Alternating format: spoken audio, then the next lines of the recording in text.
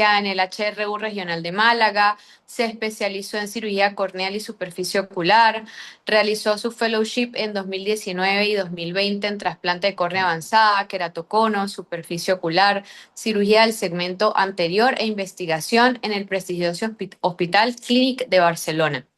Muy importante, es miembro del comité del SSRS y ESASO y de la Fundación Elena Barraquer. Tiene múltiples áreas de especialización, desde cirugía refractiva, córnea, catarata, trasplantes, queratocono, enfermedades de superficie ocular y actualmente es especialista en córnea y segmento anterior en Cuvision, Vitas de Almería, en Málaga y editor de revistas internacionales, profesor asociado de la Universidad de Sevilla y el investigador principal de iMegatromics, estudio de la microbiota ocular.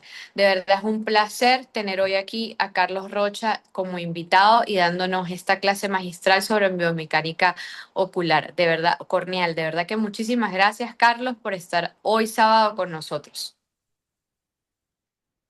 Pues nada, muchísimas gracias a vosotros. Mm, Muchísimas gracias, Estefanía, Ángel, César y a toda la sociedad venezolana. Para mí es un honor que me invitéis a mí a dar la clase y como ya he dicho muchas veces, ojalá lo digo de verdad, pueda ir presencial pronto porque me encantaría. Estoy deseando conocer el país, estar allí con vosotros y compartir. Así Aquí te que nada, muchas esperamos gracias. con las puertas abiertas. Ojalá, ojalá, ojalá. Bueno, Bueno, pues cuando me digáis, empezamos, comparto pantalla o esperamos eh, lo que digáis. si quieres, ve compartiendo pantalla y esperemos unos 4 minuticos para dar chance que sean las 10:05 y comenzamos, ¿te parece? Perfecto. No sé si el doctor Ángel quiere hacer algún comentario. Sí, no, agradecer una vez más a Carlos que ha tenido la gentileza de acompañarnos el día de hoy. Por supuesto, pues el tema que es un tema de actualidad, es una de los caminos diagnósticos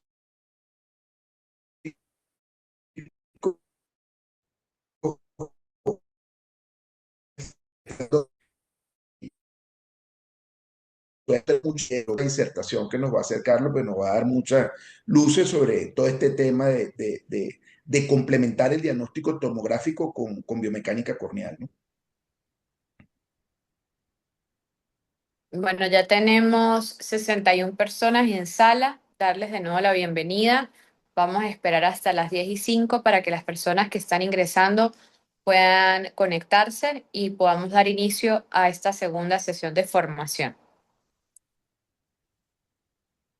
2 minuticos. Iniciamos. Recordar también que todos los asistentes a cada clase se va a tomar un registro, ¿ok? Que lleva nuestras personas que están trabajando con nosotros y acompañándonos para hacer al final un sorteo, ¿de acuerdo? Todas las personas que estuvieron conectadas para una entrada al Congreso Nacional, una inscripción al Congreso Nacional Venezolano de Oftalmología que se llevará a cabo los días 10, 11 y 12 de julio en la isla de Margarita. Entonces, deben cumplir pues el requisito de estar conectados durante toda la sesión. También recordar que todos los que se ingresen a todas las sesiones, que son 8, una mensual, Oculus Alemania también va a dar un certificado a las personas que hayan asistido a las 8 sesiones de este curso de formación médica continua. Bueno, yo creo que ya podemos dar inicio, doctor Carlos, con la presentación. Perfecto. Bueno, pues de nuevo, muchísimas gracias por la invitación. Y bueno, como ha dicho Ángel, el tema de la biomecánica es algo novedoso, ¿vale? No solo en Venezuela, en todo el mundo, realmente en España todavía no se ha impuesto al 100%. Y bueno, es algo que ayer que estábamos en otro congreso, como hemos hablado antes, Estefanía, de astigmatismo y tal, bueno, pues ya también se hablaba, ¿no? De, oye, a lo mejor habría que incorporar estos dispositivos, específicamente el que yo voy a hablar, que es el Corbis, a la hora del diagnóstico del astigmatismo irregular, ¿no? Sobre todo en estadios más precoces. Bueno, antes de nada, estos son mis conflictos de interés. Aquí los tenéis, como, bueno, como veis, soy speaker. generalmente de Oculus, así como de otras casas comerciales. Y bueno, con respecto al queratocono, yo creo que en estadios así, ¿no? Si vemos al estadio de la derecha, el queratocono ya más avanzado, con la estría de Bol, la cicatriz apical, etcétera. Bueno, a nivel topográfico, yo creo que todo el mundo pues lo podría diagnosticar, ¿no? Independientemente de si se dedica específicamente al segmento anterior o hace otra subespecialidad de la oftalmología. Pero aquí el tema, y este artículo lo comparto porque me pareció súper interesante, es si realmente los pacientes saben lo que tienen, saben lo que es un queratocono.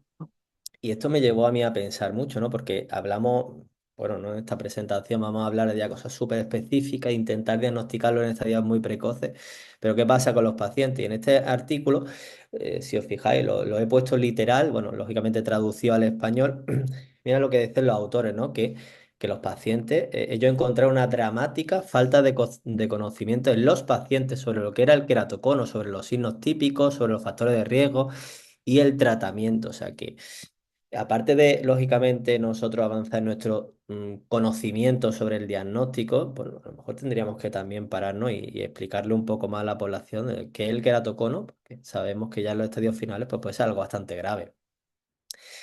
Y dentro de la falta de conocimiento que tienen los pacientes es el frotamiento ocular, ¿no? El frotamiento ocular como principal causa de desarrollo, tanto de desarrollo de queratocono como del aumento del riesgo de provocar la progresión. Si os fijáis en esta foto, que esta chica se está frotando con los nudillos, pues existe bastante evidencia demostrando que el frotamiento ocular y especialmente con los nudillos, si os fijáis en este otro artículo, en un estudio de casos de controles del grupo de Gatinel de Francia, vieron el odds ratio, recordad que el odds ratio es cuanto más frecuente es que ocurra un evento, ¿no? Es muchísimo más frecuente cuando se frotan los ojos y sobre todo cuando se frotan con los nudillos. Yo creo que esto, ahora vamos a hablar de temas más, como hemos dicho, bueno, más específicos, pero esto es la base, ¿no? Si no lo otro, pues bueno, lo diagnosticamos, pero si se siguen frotando y sobre todo con los nudillos, pues poco podemos hacer. Entonces, para hablar del queratocono, vamos a intentar ver, bueno, qué es el queratocono y cómo podemos diagnosticarlo, sobre todo antes, para que no lleguen a estos estadios más iniciales. Pues lo primero, dentro del diagnóstico, aparte, bueno, lógicamente que hemos hablado de lámpara de hendidura, estadios mucho más avanzados, pues tendríamos, o la queratometría, ¿no? Un autorrefractómetro que ya podría hacernos dudar, pero se empezó por la topografía. Y luego la topografía evolucionó a la tomografía. Recordar que estos dispositivos, como puede ser Pentacam, no son solo topógrafos, sino que son tomógrafos. Recordar la diferencia es que la tomografía es cuando ya aparte de medir la cara anterior del queratocono, empezamos a estudiar la cara posterior, que esto es súper importante, y la paquimetría, aparte de todos los otros parámetros que ya conocéis y que creo que si no la habéis tratado en la clase anterior, la trataréis en otras clases. Y dentro de Pentacam, por recordarlo, a mí me gusta mucho empezar con esta visión de los 4 mapas refractivos. Yo siempre le digo a los residentes que, bueno, los 4 mapas refractivos para mí es como cuando uno ve lámpara de hendidura y ve en general, ¿no? No le hacen ningún corte, así te da una imagen, grosso modo rápido de lo que tiene el paciente. Luego ya vamos a ciertos índices. Y dentro del diagnóstico tomográfico, como además yo creo que esto se queda grabado, os quiero recomendar este artículo que también, de hecho, se lo comparto a los residentes, a todas las personas que vienen a rotar conmigo. Está publicado por Michael Belling. Sabéis que Michael Belling, pues podremos decir que es uno de los padres, ¿no? del queratocono, por lo menos del diagnóstico del queratocono moderno. Él ha desarrollado muchos de los mapas, específicamente en Pentacam, para diagnosticar el queratocono y para saber la progresión del queratocono, pues publicó esta revisión que es, bueno, más que revisión, es un artículo de descripción, además es gratuito, es súper interesante.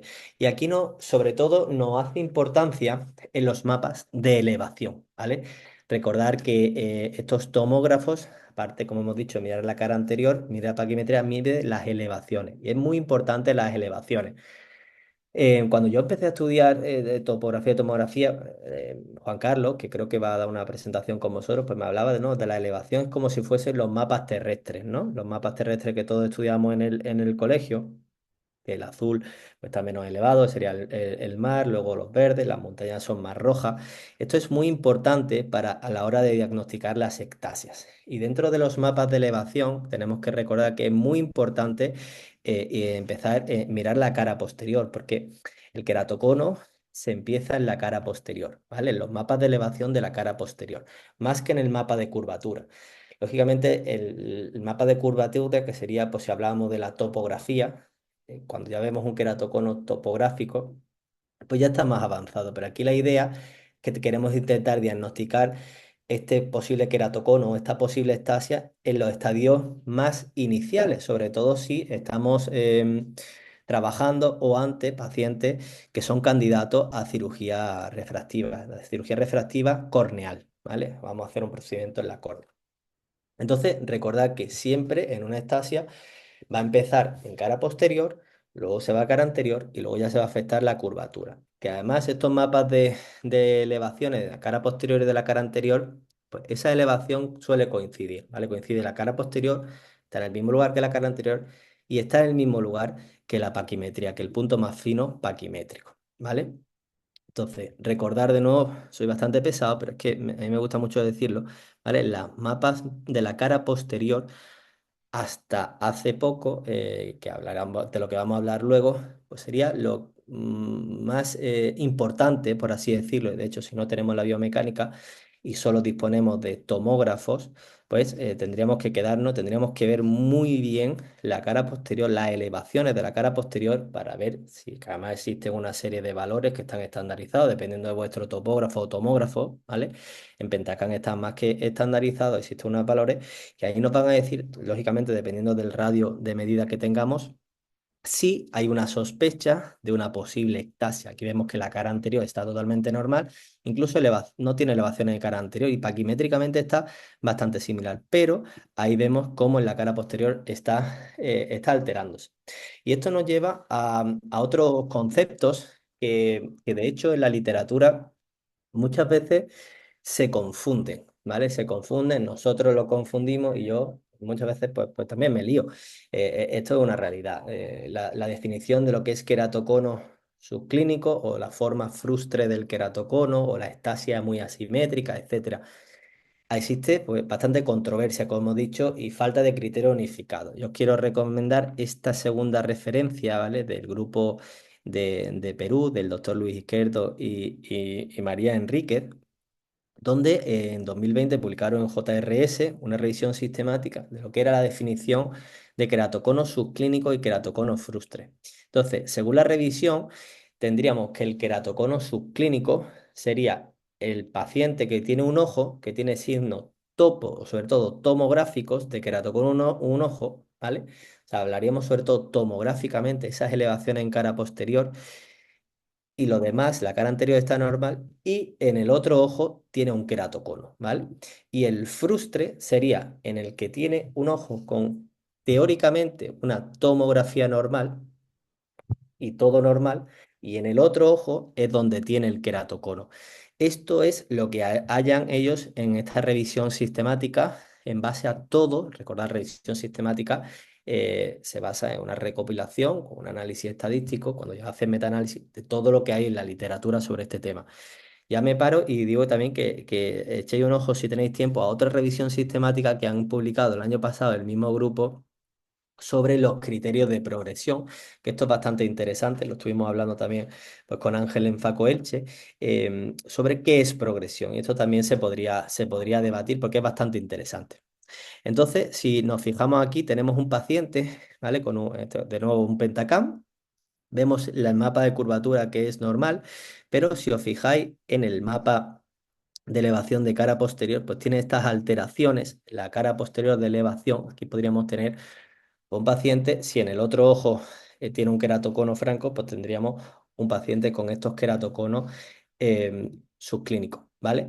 Sin embargo, en otro paciente que está todo normal, teóricamente, tomográficamente, ¿vale? Como hemos visto antes, todo normal, ¿vale? Todo normal, en el Belling-Ambrosio está todo normal, y vemos en el otro ojo que tiene un queratocono franco, pues este es el que, según esa revisión sistemática, hablaríamos del queratocono frustre o la ectasia muy asimétrica, em, según otros autores.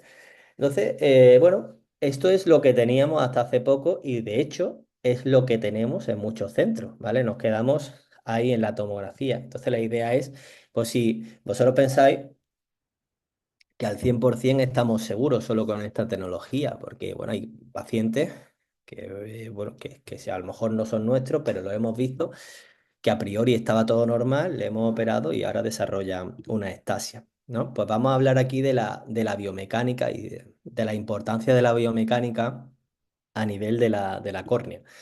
Entonces, si nos vamos a lo que es la definición de biomecánica, pues bueno, según los libros, sería que la ciencia que se ocupa del origen y de los efectos de las fuerzas que actúan dentro y sobre los organismos vivos, tanto a nivel microscópico como a nivel macroscópico. Bueno, una definición un poquito compleja, pero lo que yo quiero que entendamos es que la córnea, como todos sabéis, es un tejido viscoelástico, ¿vale?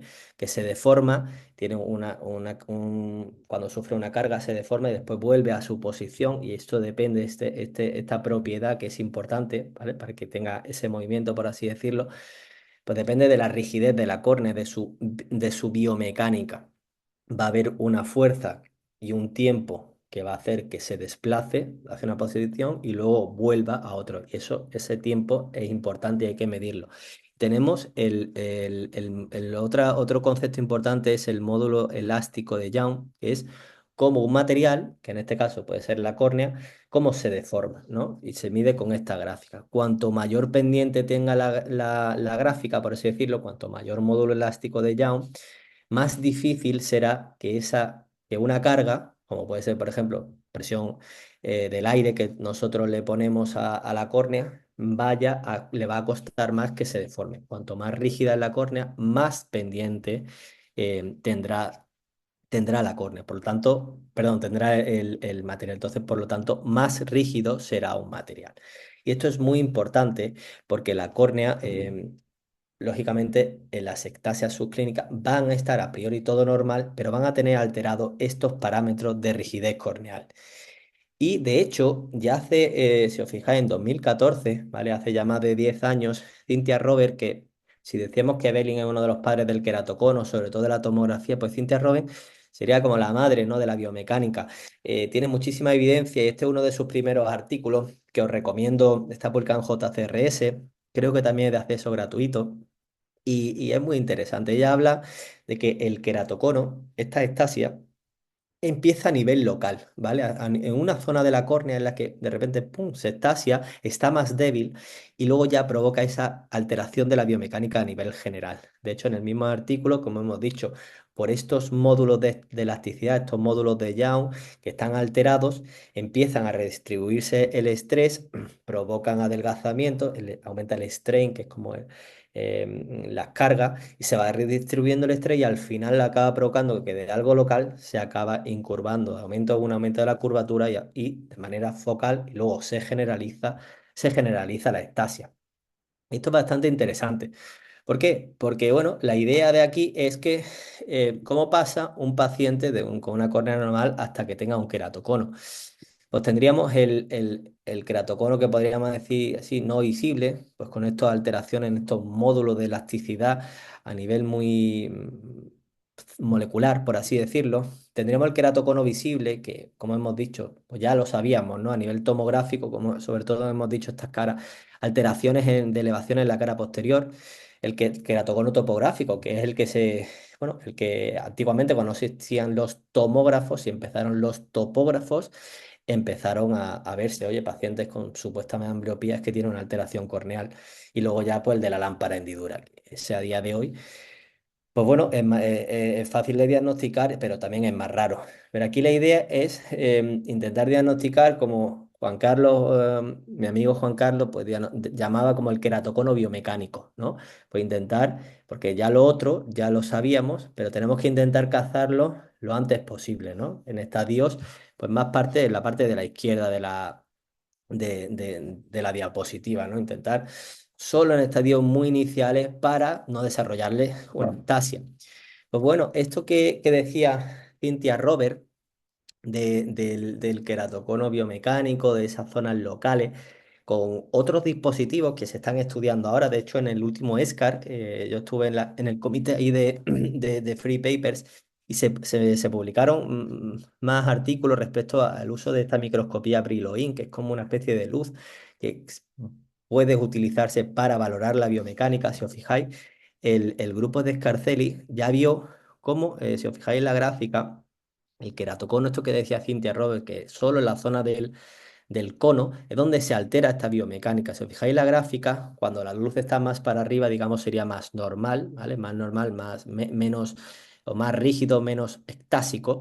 Si os fijáis en la zona que tiene el queratocono, las luces, que son la gráfica, se bajan y en un paciente con queratocono, pero cuando le proyecta la luz fuera del cono, pues la luz se parece mucho a las normales, ¿no? De ahí a que, bueno, esto que decía Cynthia Robert, pues parece que se comprobaba, ¿no? Cynthia Robert lo predijo y luego, pues a nivel ya in vivo, pues se vio también, ¿no? Cómo esta alteración en la luz de Brillouin ocurre solo en la zona de la ectasia. Y esto es muy interesante. De hecho, también se podría hablar, ¿no? Del cross-linking y tal, que ya se están intentando hacer cross-linking, pues que sean muy customizados y en vez de hacer un cross-linking en toda la córnea, intentar hacerlo solo en la zona que tenga más ectasia o en la zona más débil y no irradiar toda la córnea. Esto es súper interesante y yo creo que es lo que llegará.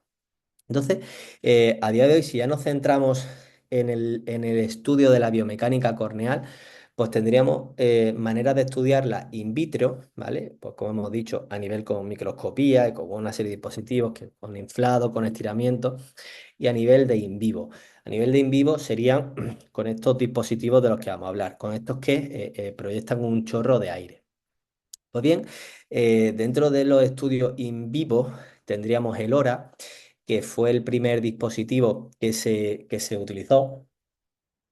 Y la verdad que aunque, bueno, dado resultados interesantes, luego no se estandarizó y no se continuó investigando y la verdad es que se ha quedado un poco obsoleto. Luego están en estudio, en investigación algunos otros aparatos y la referencia clínica hoy en día, que es el que nosotros utilizamos y el que la realidad es el que está desarrollando más evidencia, al igual que ocurrió con la tomografía, con el Pentacam, pues el Corbis, ¿no? El Corbis se ha puesto como referencia clínica y de nuevo Oculus pues se remarca del resto de la competencia sacando muchísima literatura y evidencia y corroborando los resultados con diferentes grupos de investigación.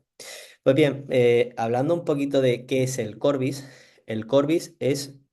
pues, es un tonómetro, ¿vale? Es un tonómetro de no contacto, de hecho se empezó así, un tonómetro de no contacto que medido por un impulso de aire, que además está asociado a esta tecnología Scheimpflug, que bueno, sacan toda esta serie de fotogramas en muy pocos segundos, ¿vale? Captura más de 140 imágenes.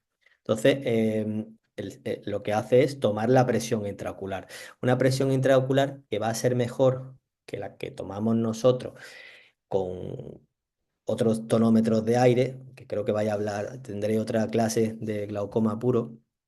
¿Por qué? Porque no está influenciado por la, por la rigidez de la córnea, ni la presión intraocular está biomecánicamente corregida y esto es súper interesante. Da igual la paquimetría que tenga el paciente porque va a tomar la presión intraocular y no va a estar influida por la paquimetría ni por la curvatura.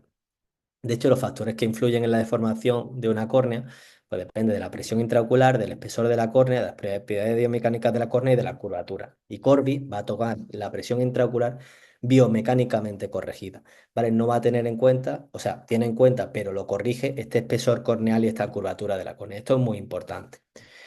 Entonces, dentro de los parámetros de Corbis, que es verdad que es un aparato que da muchísimos datos y a priori es complejo, o sea, no vamos a decir que es un aparato muy fácil, es complejo y tiene una serie de parámetros que tenemos que ir entendiendo. Creo que, o me han comentado que a día de hoy pocos centros allí en Venezuela lo tienen, pero bueno, como he dicho, también en España no no está en todos los sitios, cada vez se tiene más, pero todavía falta. Entonces, dentro de los parámetros que nos da el dispositivo, tendríamos la amplitud de deformación, ¿vale? Y la amplitud de flexión y los movimientos totales. ¿Qué es esto? La amplitud de deformación es cómo se mueve la córnea y el ojo, ¿vale? Tú le echas un impulso de aire y hay un movimiento de todo el ojo hacia atrás y un movimiento de la córnea, ¿vale? La amplitud de deflexión sería solo lo que se mueve la córnea. Y los movimientos totales del ojo es lo que se mueve el ojo sin la córnea. ¿Y esto por qué es importante? Porque si tenemos una córnea más rígida, ¿vale? En la amplitud de deflexión será menor. Se va a mover más el globo ocular como un bloque y no tanto la córnea, por las propiedades bioescolásticas que hemos dicho de la córnea. Si tenemos una córnea más débil, pues va a ocurrir lo contrario, ¿no? La córnea sola se va a mover mucho más. Y esto es importante porque lógicamente nos va a predecir, pues, la respuesta de un tejido, como puede ser una ectasia corneal, ¿vale? Esto es importante que lo tengamos en cuenta y existen una serie de parámetros que el propio dispositivo te lo va a ir diciendo. Luego tenemos la definición de la primera aplanación y la segunda aplanación. ¿Esto qué es? Que es que cuando tú le echas el chorro de aire, la córnea se aplana una vez y luego se aplana otra vez y vuelve a su posición. Entonces, esta longitud pues tiene una serie de valores. Esta es lo que hablamos de la primera y la segunda aplanación. Entonces, la diferencia entre uno y otra, entre los dos picos que vemos aquí al lado derecho, sería la longitud del aplanamiento. Cuanto más se aplane una córnea, más se deforme, pues lógicamente va a ser más débil. Luego tenemos otro concepto que es el delta, la longitud del arco de delta, que sería el cambio dentro de estos 3 milímetros 3,5 a cada lado del ápex corneal. Entonces, cuanto más se desplace, más débil será una córnea. Y bueno, pues a modo de resumen tendríamos, ¿no? La primera aplanación, la longitud, la segunda aplanación y la amplitud de deformación es el cambio que va el ápex corneal desde su, digamos, desde donde parte hasta su máxima aplanamiento. Esa distancia sería la amplitud de deformación. Y a la derecha, si veis eso que pone distancia máxima, serían los dos picos que tiene la córnea desde cuando se aplana. Entonces, si hay mucha distancia, significará que el aplanamiento será menor, ¿vale? Al aplanarse menor, la córnea será más rígida y sin embargo, entonces la distancia será mayor. Sin embargo, si se aplana mucho en el centro, porque es más débil la córnea, los dos puntos que tenéis aquí, que están marcados, serán menores.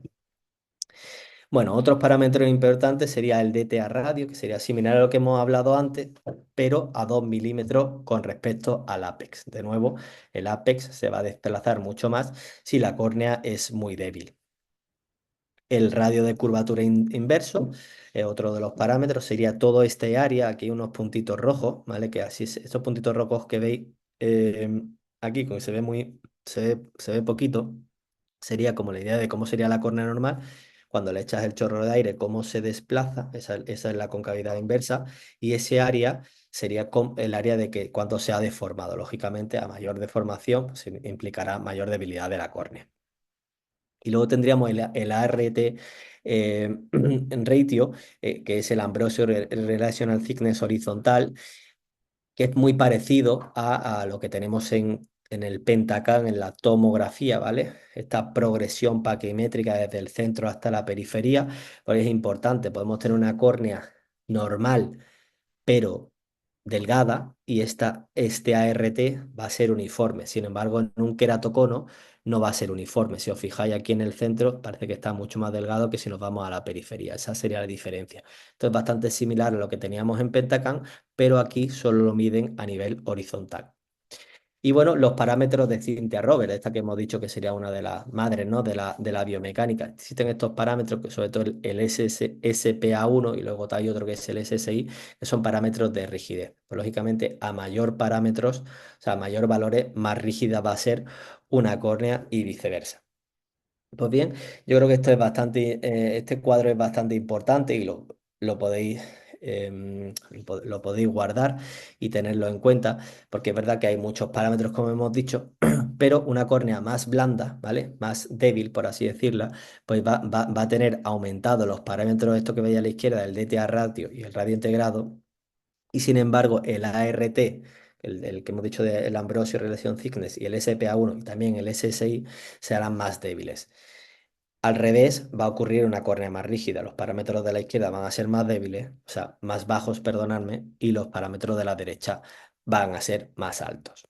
Por lo que hemos dicho, por las amplitudes de deformación.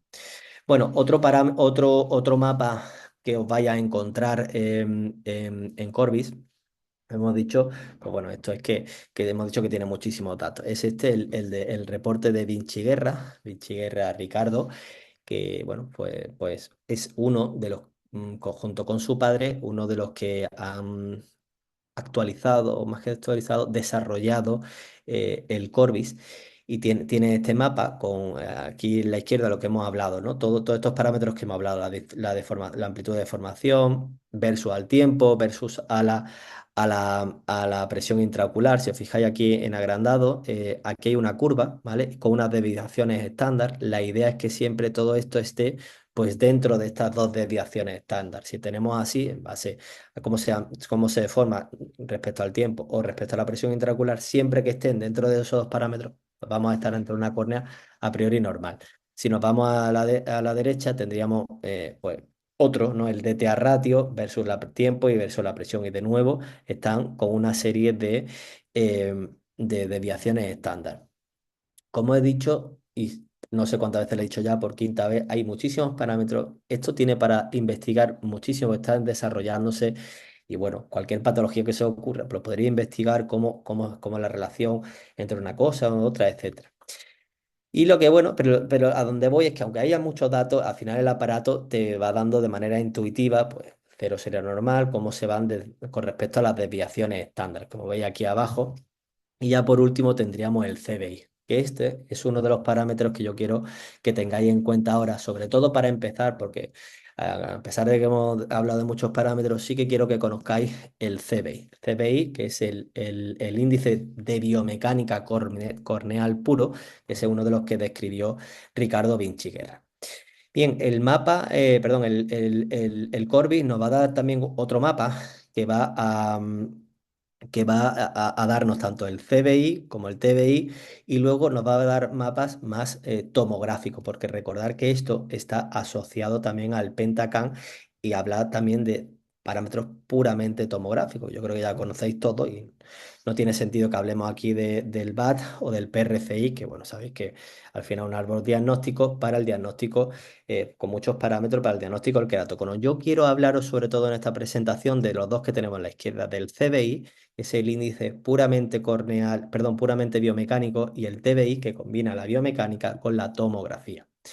Entonces, después de esta introducción, pues parece que la biomecánica corneal, pues el estudio por lo menos tiene sentido, ¿no? Ahora, nos da más seguridad que la tomografía, recordar, ¿no? La topografía, tomografía, y ahora vamos ¿no? a intentar diagnosticar este queratocono biomecánico. Pues, ¿da más seguridad?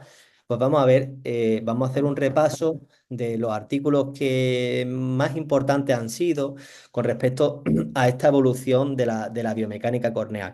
El primero, como hemos dicho, el que publica Ricardo y Paolo Vinciguerra, junto con Renato Ambrosio, con Cynthia Robert de nuevo, estableciendo el CBI, ¿vale?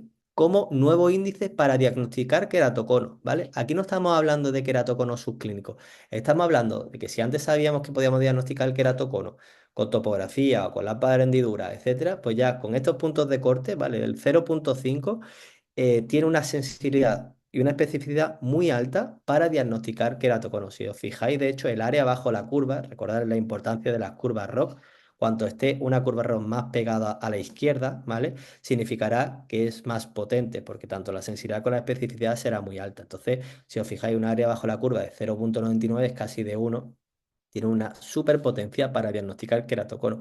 Pero bueno, ¿eso es importante? Pues sí es importante, pero a lo mejor no es tan necesario. ¿Por qué? Porque eso ya lo sabíamos. Aquí tú ves un Pentacam, sabes que tiene un queratocono, le haces un CBI y te vas alterado. Pero lo interesante es en este otro. 2 años más tarde, si os fijáis, lo que habíamos hablado antes del queratocono frustre, ¿no? Que en teoría era un ojo que tenía queratocono y en el otro tomográficamente era normal.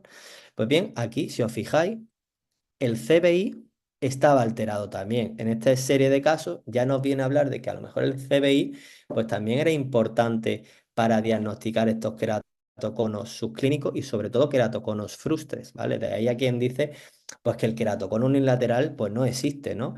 Bueno, a lo mejor hay casos, pero es súper, súper raro. A lo mejor todos estos queratoconos tan asimétricos es que realmente están alterados a nivel muy, muy, muy estructural, muy en estadios muy iniciales a nivel biomecánico o a nivel de estos módulos elásticos.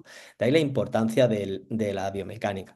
Entonces, según lo que se ha ido recogiendo de la literatura, a modo de resumen, el CBI, que se llama el Corneal Biomechanical Index, estos serían los parámetros actualizados según las últimas evidencias de lo que nos podría decir cuándo hay un más riesgo de ectasia o cuándo menos riesgo. Entonces, tendríamos que menos de 0,5 hay poco riesgo de ectasia, sobre todo un ojo normal estará en torno al 0, de 0 a 0,25. Y más de 0,5 ya hay un alto riesgo de ectasia. Lógicamente, pues en pacientes que están muy, muy alterados, pues es que tiene una estasia cercana. Entonces yo creo que este resumen es muy importante que lo tengáis en cuenta cuando empecéis a estudiar o si al final adquirís este dispositivo. Pues bueno, como actualización del CBI, también lo publicó el grupo de Vinci Guerra de Ricardo, lo han evaluado también para pacientes que están operados de cirugía refractiva corneal, ¿vale? Entonces, en el artículo que publicaron en JCRS en 2021, este es el punto de corte, el 0,2, con una área bajo la curva muy amplia también, muy alta, y una sensibilidad y especificidad muy alta para saber si un paciente al cual había operado de cirugía refractiva corneal tiene una ectasia o no tiene en estadios muy iniciales. A lo mejor estamos hablando que a nivel en lámpara hendidura o a nivel de visión no está ectásico, pero biomecánicamente sí está alterado. Y esto es importante. Esto normalmente el propio dispositivo te va a reconocer si está operado o no, pero por lo que sea, no lo reconoce y nosotros sabemos, le podemos poner que está operado y justo además ponerle la técnica cirugía refractiva láser corneal que le había hecho a vuestro paciente. Entonces, esto es importante.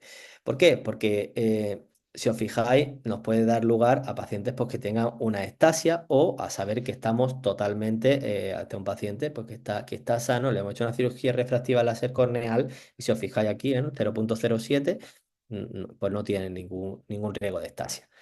Otra actualización que ha salido, y esto es importante, a lo mejor pues, en Venezuela pues no tanto, pero creo que me estuvieron contando que en Perú sí que hay bastantes pacientes con antecedentes asiáticos, de raza asiática. La etnia importa, y esto es algo que yo siempre me lo planteé cuando empecé a estudiar Corbis, decía, oye, pero es que a lo mejor esto está hecho para unos parámetros, para una población, y a lo mejor otras razas también tienen, no son diferentes, ¿no? Y parece que sí, por lo menos en población asiática, en China, el CBI normal es diferente. Entonces, publicaron también el grupo de Ricardo, de Ambrosio, y junto con una población china, con unos autores chinos, unos puntos de corte para pacientes asiáticos. Para que lo tengáis en cuenta, si no tenéis población, pues no, pero que sepáis que si adquirís los nuevos dispositivos de Corbis, te va a dar la opción de cambiarlo, ¿no? Tú veis aquí y tendríamos, por ejemplo, un paciente, veis la gráfica de arriba que tiene un CBI alterado, le pones que es de población asiática y ya puede estar normal. Esto es importante, porque a lo mejor hay algunos pacientes que nosotros decimos, oye, pues no lo vamos a operar porque está alterado y solo es porque su etnia es diferente y el ajuste, pues cuando lo ajustamos ya podemos tener valores más normales, ¿vale? Y esto es interesante que lo tengamos en cuenta. Y ahora vamos a hablar del otro parámetro que es súper importante, es el TBI. De nuevo, el TBI lo desarrolla Renato Ambrosio con su grupo en Brasil, pero de nuevo también están en el mismo artículo Ricardo y Paola y Cynthia Robert. Y de nuevo, el primer artículo, igual que se hizo con el CBI, el TBI lo que hace es mezclar parámetros de biomecánica con parámetros de tomografía. Usa un montón de parámetros y saca el TBI. Bueno, pues primero para diagnosticar queratocono pone este punto de corte, el 0,48. Pero de nuevo, igual que hablamos del CBI, es importante, pero bueno, ya sabemos que tiene un queratocono. Aquí nosotros que lo que interesa es diagnosticar este queratocono subclínico o frustre.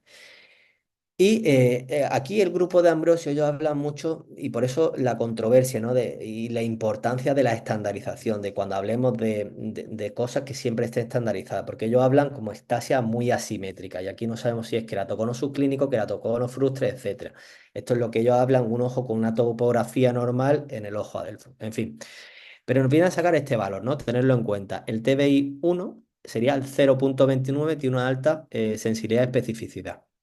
Luego es interesante porque diferentes grupos de diferentes países empiezan a sacar curvas ROC con bastante sensibilidad con estos puntos de corte, ¿no? 0,29, 0,26, como parámetro importante para diagnosticar este queratocono subclínico o frustre.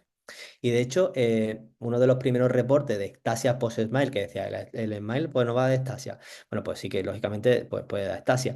Es interesante porque si os fijáis, en teoría era normal, pero es que claro, tenía un TBI alterado. Entonces, bueno, a lo mejor no era normal, sino que tenía un queratocono biomecánico, por así decirlo, y no se sabía porque no le habían hecho el Corby. Bueno, sigue evolucionando y el TBI, por diferentes autores, diferentes países, diferentes razas, parece que se convierte, ¿no?, en el gold estándar, por así decirlo, para diagnosticar el queratocono subclínico, porque además que tiene poca correlación con la paquimetría y la presión intraocular. Y esto es muy importante, no va a estar sesgado, no va a estar influenciado por estos dos. Otros autores intentan bajar, pues por asegurarse mucho los puntos de corte a 0,16, etcétera. Pero bueno, aquí, claro, está la controversia. Cada vez lo bajamos más, al final no operamos a nadie de cirugía corneal. En fin, pero de nuevo, nuevos artículos, diferentes grupos y siempre sacando TBI con estos puntos que hemos dicho entre 0,29, 0,26 como, digamos, punto de corte para tener una seguridad. Y entonces, igual que hemos hablado del resumen del CBI, el TBI tendríamos estos puntos de corte. Entonces, menor de 0,3, TBI 1, ¿vale? Menor de 0,3 tendríamos bajo riesgo de estasia y todo lo que sea por ahí ya tendríamos un poquito más de riesgo de estasia.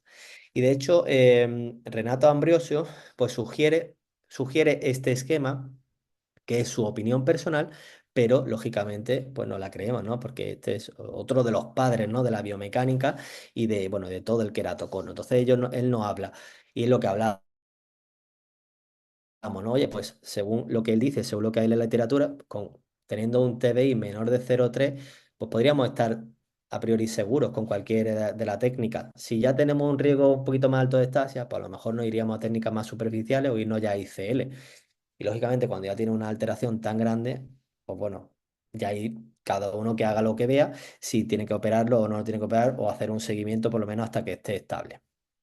Y ya para terminar, esto salió hace muy poquito, hace un año y medio, es este artículo en American Journal, que es la actualización del TBI. ¿Por qué? Porque el TBI es verdad que al principio lo hicieron con muy poco ojo, bueno, muy poco, unos 200, 300 ojos. Y había muchos parámetros que utilizaron. Entonces aquí aumentaron esa base de datos, si os fijáis, hasta casi 4.000 ojos y con 25 centros internacionales. De nuevo, para mí el problema es la definición de lo que es queratocono y los sobre todo queratoconos subclínicos o frustres. Ellos lo hablan con el BAE y BAE-NT. Pero bueno, a donde voy es que el TBI2, que es el que tendríamos ahora si tenemos Corby, si nos actualizan, se basa en 18 parámetros. El primero era mucho más parámetros y combina parámetros, de nuevo, tomográficos y biomecánicos. Entonces, lógicamente en el artículo lo que hacen es compararlos por el TBI 1 y el TBI 2. Si os fijáis en la gráfica de la izquierda, el TPI 1 era capaz de diferenciar el paciente normal y el paciente que tiene una estasia.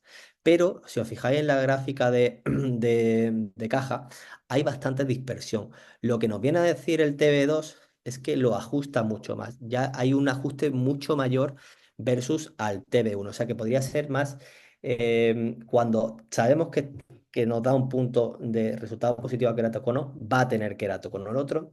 pues era un poco más amplio.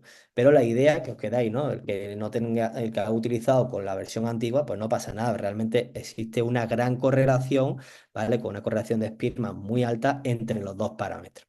Entonces, ya para terminar, el TBI2 es capaz de diferenciar de nuevo queratocono versus población sana, con estasia asimétrica y sobre todo con estas BANTs, con este punto de corte, ¿vale? El punto de corte de 0,43 para la nueva actualización del TBI2 sería el punto de corte más importante a tener en cuenta.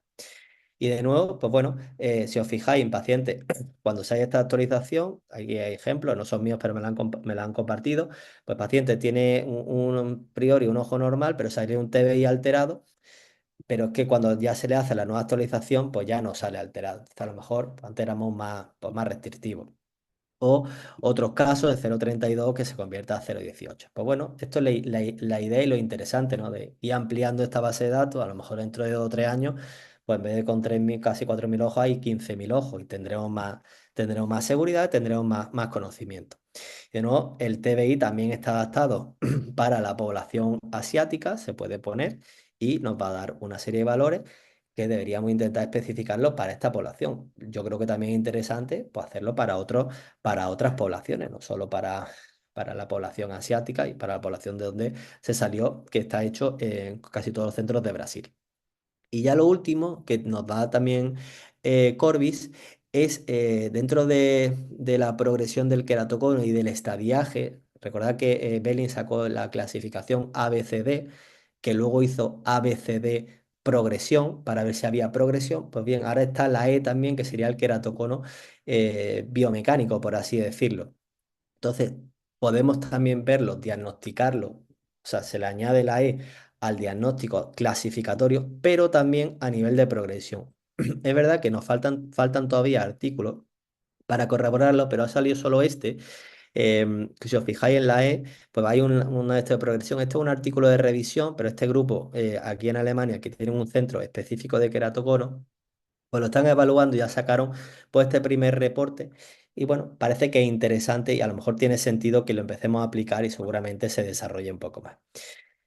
Pues ya para terminar, si alguien tiene interés, aquí os dejo algunas recomendaciones. Yo puedo pasar lo que necesitéis, se lo paso a Estefanía, a César, al que sea, y lo podéis compartir con vosotros. Por lo tanto, ya para terminar, pues yo creo que la integración de la biomecánica con la tomografía, pues no es que lo crea, es que esto está demostrado en la literatura. No, esto no es mi opinión, sino es lo que se ha recogido. Ha aumentado el diagnóstico con estas áreas bajo la curva. El TBI parece que es el mejor parámetro para la detección precoz del queratocono, de este, bueno, queratocono, ¿no? Biomecánico, como lo quieren llamar. Y esto sería, pues, digamos, las nuevas aplicaciones, ¿no? La actualización del TBI2 con estos puntos de corte, el CBI después de cirugía refractiva láser o para la población china. Hay otros parámetros, seguramente se desarrollen más y bueno, ahora podemos debatir. Así que muchísimas gracias por su atención y voy a dejar de compartir la pantalla. Gracias, Carlos. Excelente clase sobre biomecánica corneal, que no es un tema fácil, es un tema un poco denso, pero de verdad lo hiciste excelente. Gracias por tu tiempo y por la preparación para esta clase. Pienso Muchas que la gracias. biomecánica no solamente, como tú lo explicaste muy bien, es para tratar de detectar queratoconos subclínicos o frustros o tratar de ver esas córneas que se van a ir a cirugía refractiva, ¿verdad? Con láser y tratar de evitar tener luego ectasias, sino que hoy en día la biomecánica abarca muchísimo, un espectro mucho más amplio como lo dijiste, glaucoma, tenemos estudio de biomecánica después de colocación de anillos, después de crosslinking, demostrando si son efectivos esos tratamientos o no, como lo publicó Vinci Guerra en el último ESCARS, donde demuestra que la colocación de anillos intracorneales sí va a producir un aumento en la rigidez de la biomecánica corneal en esos pacientes que necesitan este tipo de cirugía. Y así hay muchísimas publicaciones. Entonces yo creo que la biomecánica tiene mucho tiempo, pero hoy en día ya llegó para quedarse definitivamente y debemos aprender a manejarla y que también nuestros residentes conozcan de qué se trata, porque vamos para allá definitivamente. No sé si alguien tiene alguna duda o pregunta, si el doctor Ángel quiere hacer algún comentario. Sí, claro, bueno, primero que todo felicitar a Carlos por esta excelente presentación que sin duda nos aclara mucho sobre este tema de la biomecánica, pues que ya habíamos comentado que es un tema que está ganando, del diagnóstico por biomecánica, que está ganando cada vez más fuerza. Y yo siempre he pensado que la consecuencia inmediata de contar con todos estos equipos de diagnóstico que están dando tanta información es mejorar nuestro criterio para la toma de decisión. ¿Qué voy a hacer yo con un paciente cuando tengo la duda? Porque este quizás es el principal papel que vienen a jugar todos estos índices, todas estos nuevos displays que están saliendo. ¿Qué voy a hacer yo con el paciente con el que tengo duda?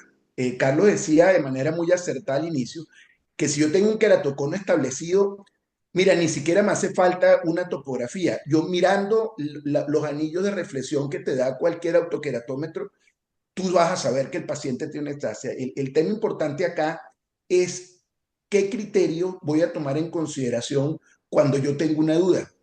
¿Qué voy a hacer con un paciente que a lo mejor estoy agarrando muy joven, que tiene algunos cambios que quizá a mí me parecen sospechosos, pero que no sé qué voy a hacer? Entonces, ahí es donde está la importancia de tener estos detalles que ya se van a un punto muy fino de diagnóstico sobre si yo a ese paciente lo que voy a hacerle es un seguimiento, si ese paciente ya está para irnos a un crosslinking, o cualquier otra toma de decisiones. Entonces, me gustaría para efectos de la audiencia, Carlos, en la clase anterior, que fue la primera, hablamos más de tomografía corneal, de los criterios o de los diferentes parámetros que me da la tomografía corneal. En este caso, hablaríamos de Pentacam, que es el equipo que en este momento tenemos más en Venezuela.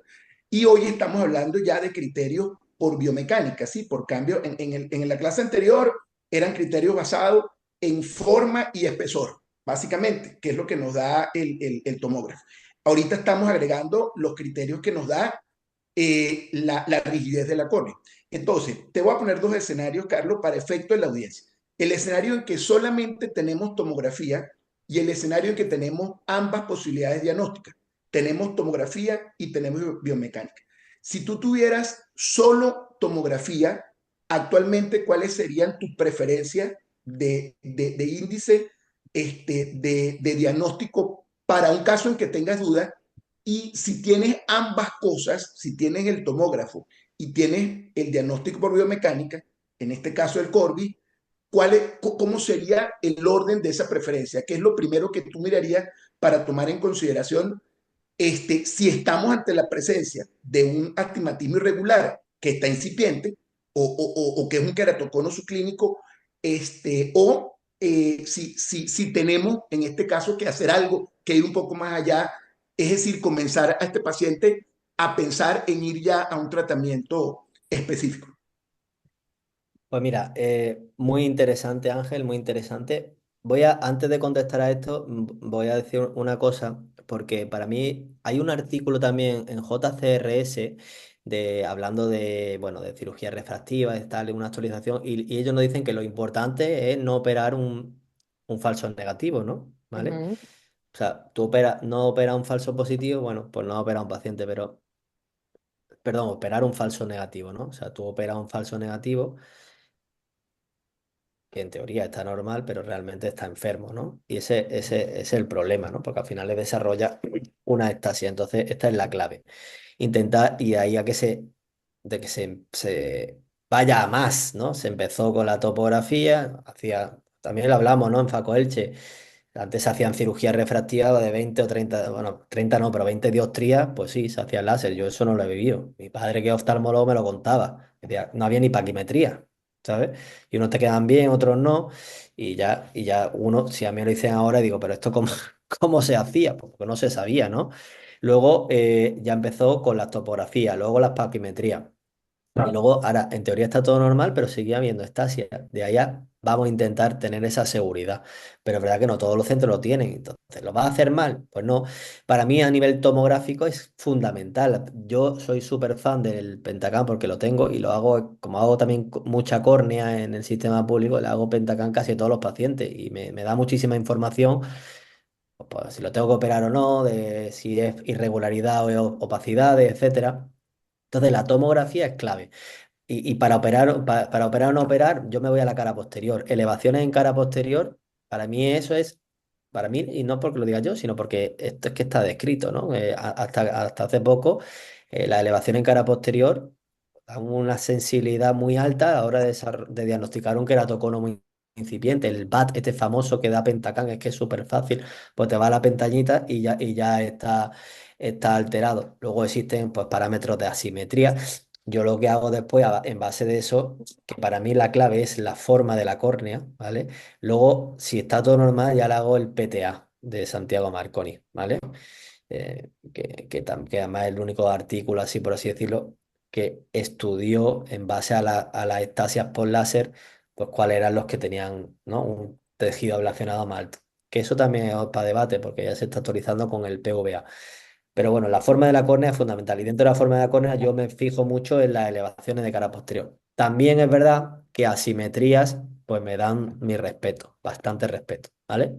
Aunque no tenga elevación en cara posterior. Pero sobre todo la elevación de cara posterior porque ahí es donde se empieza el queratocono. Entonces, para mí eso es fundamental. Y ya después, si tienes dudas, pues le haces una biomecánica. Pero yo prefiero tener de primera un tomógrafo. Ahora, si tengo el tomógrafo, ya me iría a una biomecánica. Pero si no, para mí, teniendo un tomo, la clave es ver la forma de la córnea. Esto es fundamental. Muy, muy Y, importante. y si tuvieras, porque bueno, todo esto, como dijo el doctor Ángel, entre más equipos salen, pues nosotros vamos a tener más suspicacia y perspicacia a la hora de hacer un buen diagnóstico, ¿sí? Y saber a quién se debe operar y quién no, a quién debe ir a volver a venir en control, a ver a cada cuánto lo vemos. Pero también está el mapa epitelial, que se ha Sí, hablado mucho. sí. Entonces, cada día son más equipos, ¿ok? Que para nosotros los oftalmólogos, pues es muy bueno porque cada día vamos a hacer mejores diagnósticos, pero también, pues representa una inversión. Totalmente de acuerdo. Entonces, ¿tú usas el mapa epitelial? Nosotros a día de hoy no, ¿vale? No mucho porque primero no disponíamos de un mapa epitelial muy, muy fiable, ¿vale? Dispositivo. Ahora tenemos el nuevo Pentacam córnea, que bueno, yo no lo tengo en Málaga, ¿vale? Eso es algo súper novedoso. Tampoco existe una literatura todavía que lo respalde, que tiene mucho sentido, pero es que la diferencia de Corbis es que hay muchísima evidencia. Yo he puesto artículos, pero es que hay mucha evidencia. O sea que a día de hoy a mí me da seguridad si me compro Corbis para hacer una cirugía refractiva conal. Pero es que aparte también existe para glaucoma, para un montón de patologías, para tomar la presión. No, pues tendría sentido tomar la presión biomecánicamente corregida a todos los pacientes. Pues sí, ¿no? Tú lo ves y es que tiene sentido porque no estás... y yo no soy glaucomatólogo, pero es que al final alteraciones de la córnea por los tonómetros clásicos te van a alterar esa Claro. pío, te va a ser irreal, o al menos en mis manos. Y esto que te lo está estandarizando porque está obviando y se está corrigiendo en base a biomecánica, o sea que es un dispositivo que no solo vale para operar o no operar. Te da seguridad. ¿Los mapas epiteliales son importantes? Sí, yo creo que será el futuro y incluso para el cálculo biométrico ya se están hablando de la importancia del epitelio, pero a día de hoy hay mucho menos evidencia eh, que a nivel biomecánico. Sería interesante pues, hacer un estudio para ver qué tiene más valor diagnóstico, si el mapa epitelial versus la biomecánica. Hasta donde yo sé, todavía no hay un estudio comparativo. Pues bueno, hombre, lógicamente, como tú has dicho, es que esto es así, ¿no? Hay que hacer también una valoración de ¿me compro todos los aparatos o hago un estudio económico? Yo creo que lo base es primero, ¿qué hay en la literatura? ¿Qué potencia de evidencia tiene? Y ya hago mi inversión económica. Por aquí tenemos una pregunta de la doctora Keri Márquez que dice, ¿estos parámetros en queratotomía radiada son iguales? Hablando de biomecánica corneal. Entiendo que no. Todo esto tampoco lo sé, no te puedo dar una respuesta, pero entiendo que ahí es donde voy de la biomecánica. Eh, Hay muchísimo por estudiar y hay mucho estudiado también. Son series de casos, por ejemplo. O sea, hace poco estaba revisando el paciente en teoría normales pero miope, su biomecánica es normal. Es diferente, perdón, a la población sana. Los pacientes alérgicos atópicos también tienen alteraciones biomecánicas. Pues lo lógico es que un paciente con una, de pensar que un paciente que tiene una queratotomía radial, pues su biomecánica va a estar alterada. Ahora, ¿cuáles son los puntos de corte en queratotomías radiales? ¿Son extrapolables? Pues no me lo sé al 100%. Puede ser que si está alterado, pues a lo mejor yo no le haría una cirugía, un retoque, porque se está así y tal. Ok, bueno, muchísimas Carlos, mira, gracias. perdón, Steffi, es que no quería dejar pasar algo. Hay una pregunta que te voy a hacer que parece muy sencilla, pero creo que es importante para la audiencia también. Cuando tú tienes un caso en el que tú sospechas que ese caso puede progresar, ¿cada cuánto tiempo le pides tú un examen de control? Que eso es una cosa importante. Hay gente que dice que cada 6 meses, hay gente que dice que cada 4 meses, que una vez al año. O sea, ¿cuánto tiempo sería lo adecuado esperar entre un estudio y otro para uno determinar si un paciente está progresando? En un paciente que uno, que de inicio no lo vas a tocar, sino que lo vas a seguir.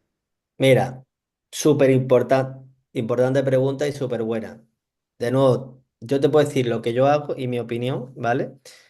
Normalmente los veo cada 2 o 3 meses y dependiendo de la edad, ¿vale? Cuanto más jóvenes hago un seguimiento más cercano, cuanto más mayores, menos.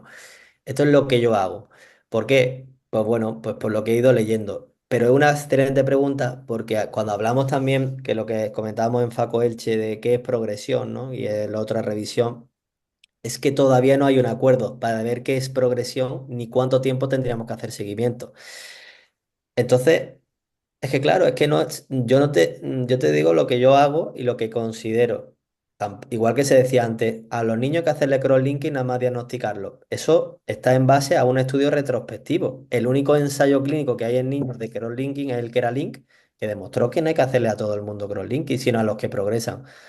¿Vale? Y ellos lo seguían cada 2 o 3 meses. Por eso pues, yo me baso un poco en eso, pero tampoco hay un ensayo clínico que diga, hay que hacerlo cada 2 o 3 meses. Es verdad que los adultos pues tienden a progresar menos que los niños, que también está demostrado. Entonces yo los niños hago un seguimiento más exhaustivo, más cada menos tiempo. Los niños hablamos menores de 18 años, ¿vale? Menores de Ok. 18 años los sigo cada menos tiempo. Es verdad que implica muchas más revisiones y para todo, ¿eh? La logística, pero en lo que yo hago, yo no le hago un cross-linking nada más diagnosticar a la gente, la verdad. Bueno, tu guía es muy valiosa porque seguro que todos sabemos que de las personas que más tiene experiencia en el mundo con esta cosa y sobre todo que ha leído más y que maneja la literatura, yo creo que no se te va ni uno, eres tú, Carlos. Entonces, tus Muchas criterios son gracias. sumamente valederos, creo que para todos en este momento. Bueno, pues muy Muchas gracias. agradecido, Carlos. Muchas gracias por las palabras.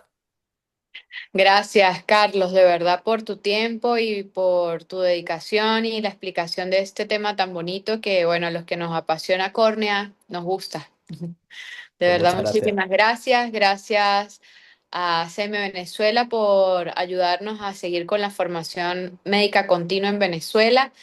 Y bueno, gracias a mi co-coordinador, al doctor Ángel Barroso, por también estar aquí un día sábado. Pues nada, muchísimas gracias a vosotros, un honor, de verdad, un honor. Y de nuevo digo, ojalá pueda ir allí con vosotros, es que me encantaría. El año Pronto, próximo, el pronto. año próximo. Haz planes para el próximo año. Ojalá, ojalá. Ya le Tienes dije, tiempo, tienes próximo tiempo. año. Perfecto. Pues nada, que tengáis un excelente fin de semana. Muchas Igual gracias de para nuevo. ti. Gracias, Chao, gracias a Chao, todos. buenas gracias. tardes. Gracias a todos los Chao. participantes por haber estado hoy con nosotros. Chao. Nada, Chao, chao. chao.